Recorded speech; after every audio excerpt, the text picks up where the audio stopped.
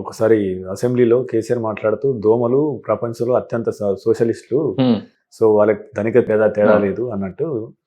ఇప్పుడు యాక్చువల్గా వాళ్ళు యాంటీబయాటిక్స్ కానీ కోర్స్ కానీ సరిగా వాడట్లేదు.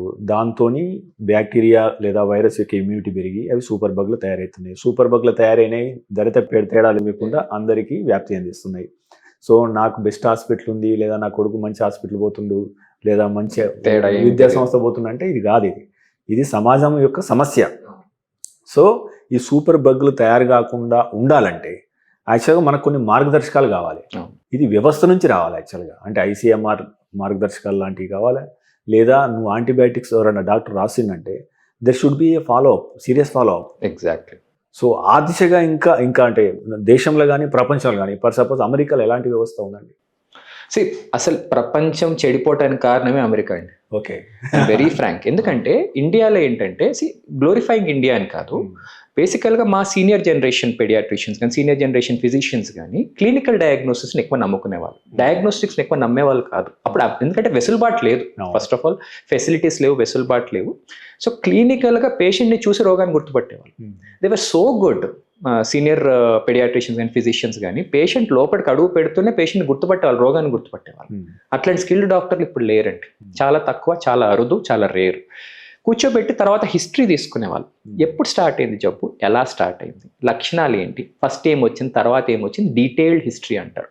ఈ క్వశ్చన్స్ ఏం అడగాలి, ఎలా అడగాలి, ఏ పేషెంట్ని ఏజ్ని బట్టి క్యాల్కులేషన్ బట్టి కరెక్ట్ స్పాట్ క్వశ్చన్స్ అడిగేవాళ్ళు, ఎక్కువ టైం తీసుకోకుండా. తర్వాత ఎగ్జామినేషన్ ఫైండింగ్స్, క్లినికల్ ఎగ్జామినేషన్, ప్రాపర్గా హెడ్ టు టో ఎగ్జామినేషన్, అంటే ఏ పార్ట్ మిస్ చేయకుండా ప్రాపర్గా ఎగ్జామిన్ చేసేవాళ్ళు. ఏదో పైకి వెళ్ళి జస్ట్ చూసేసి వాళ్ళు చెప్పింది ఏదో రాసేసలేదు. అప్పుడు లేదు ఇంకా కూడా నేను గుర్తుపట్టలేకపోతున్నాను అంటే అప్పుడు వాళ్ళు టెస్టులు రాసేవాళ్ళు. లేదంటే నేను ఇది అనుకుంటున్నాను అని దీనికి సంబంధించి ఈ టెస్టులు చేస్తే సరిపోతుందని స్పెసిఫిక్ టెస్టులు వాళ్ళు అనుకుని అప్పటికే వాళ్ళ డయాగ్నోసిస్ కరెక్ట్ ఉంటుందండి. 90% వాళ్ళు already they have made the diagnosis. దాన్ని కన్ఫర్మ్ చేసుకోవటానికి, ఎందుకంటే ట్రీట్మెంట్ ఇవ్వాలి పేషెంట్కి కాబట్టి, రేర్ అంటే కాంప్లికేటెడ్, సింపుల్ దాంట్లో వాళ్ళు టెస్టులు కూడా చేసేవాళ్ళు కాదు. కాంప్లికేటెడ్ వాటికి కన్ఫర్మ్ చేసుకోండి, diagnosis made, confirmation for the diagnosis is done through test. ఇప్పుడు దానికి exactly opposite. because of the medical colleges, the type of medical education being imparted, kind of pharmaceutical industry dominating the market, or kind of ఏమంటారు commercialisation of every field, వీటి వల్ల ఏమైపోయిందంటే ఇప్పుడు clinical skills thanks to America, మీరు చెప్పినట్టు America వాళ్ళు ఏం చేశారంటే అసలు ఎవ్వరూ బుర్రలు పెట్టాల్సిన అవసరం లేదు. మాకు కొంతమంది స్కిల్డ్ ఉంటారు, కొంతమంది అన్స్కిల్డ్ ఉంటారు, కొంతమంది క్లినికల్గా బాగా గుర్తుపట్టగలుగుతారు, కొంతమంది గుర్తులేట్లేరు. బట్ నాకు ఊర్లో కూడా కరెక్ట్ ప్రాక్టీస్ నడవాలి. ఈ సిటీలో ఏమి ఇస్తారో ప్రాక్టీస్ అదే ఊర్లో నడవాలి. So what they did is protocol based management అనే సిస్టమ్ తీసుకొచ్చాం, which is completely dependent on diagnostics.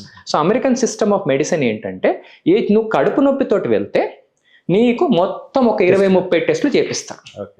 అదే నువ్వు ఇండియన్ డాక్టర్ దగ్గరికి వెళ్తే సింపుల్గా ఒక ఊర్లో, విలేజ్లో, డిస్ట్రిక్ట్లో వెళ్ళినా కూడా కడుపు నొప్పి అంటే ఇది గ్యాస్ట్రైటిస్లా, నువ్వు సరిగ్గా తినలేదు, నువ్వేదో తినాల్సింది తినలేదు, నీకు దానివల్ల కడుపు నొప్పిని గుర్తుపడతాడు. అంటే సీరియస్ కడుపు నొప్పికి నార్మల్ కడుపు నొప్పికి తేడా గుర్తుపట్టేసి ఏంగా సింపుల్ ర్యాంటిడిన్ వేసుకో నీకు తగ్గిపోతుంది, ఏం కాదని ఇంటికి పంపిస్తారు. అమెరికాలో ఏం చేస్తారు, దీనికి 20-30 టెస్టులు చేసి హిస్టరీ తీసుకుంటారు, మళ్ళీ 20-30 టెస్టులు కూడా చేస్తారు. ఎందుకంటే మెడికల్ లీగల్ ఇష్యూ, వాళ్ళకి బై ఛాన్స్ ఏమన్నా మిస్ అయితే 1% ఛాన్సెస్ కూడా మిస్ అయితే అంటే వాళ్ళ మీద కేసులు పడతాయి.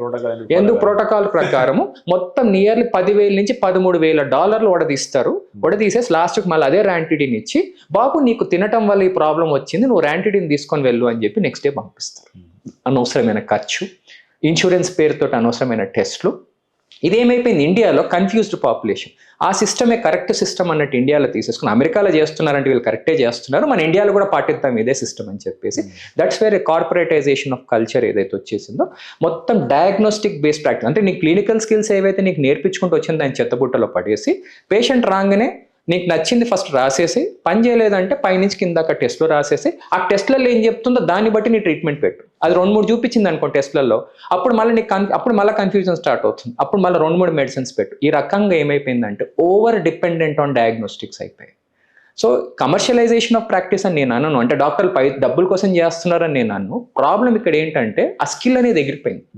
సో డాక్టర్ కూడా జబ్బు వస్తే గుర్తుపట్టలేని పొజిషన్, పేషెంట్ కూడా ఆ రకంగానే మందులు వాడేసి డాక్టర్ దగ్గర రావటం. సో డాక్టర్కి అన్ని లక్షణాలు బయటపడవు.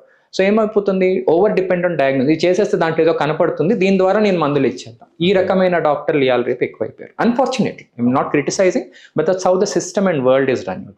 సో దీంతో ఏమైపోతుంది, ఇప్పుడు అమెరికన్ సిస్టమ్ ఆఫ్ ఎడ్యుకేషన్ రావడంతో డయాగ్నోస్టిక్స్ ప్రతిదానికి 10 టెస్టులు రాసేసి దాంట్లో ఏదో దొరికిందని పేషెంట్కి చెప్పేసి, ఇప్పుడు నేను చెప్పినట్టు వైరస్ ఇంతకుముందు మేము వైరల్ ఇన్ఫెక్షన్ లాగా ట్రీట్ చేసేవాళ్ళం, ఇప్పుడు ఇండివిజువల్ వైరస్ లాగా డిటెక్ట్ చేసి ఇది నీ వైరల్ ఇన్ఫెక్షన్, దాని ట్రీట్మెంట్ ఏముందిరా అంటే ప్రతి వైరస్కి సేమ్ ట్రీట్మెంట్ ఉంటుంది. Almost 80% of the viral infections ఏదైతే రెస్పిరేటరీ వైరసెస్ ఉంటాయో ట్రీట్మెంట్ ఈస్ ద సేమ్.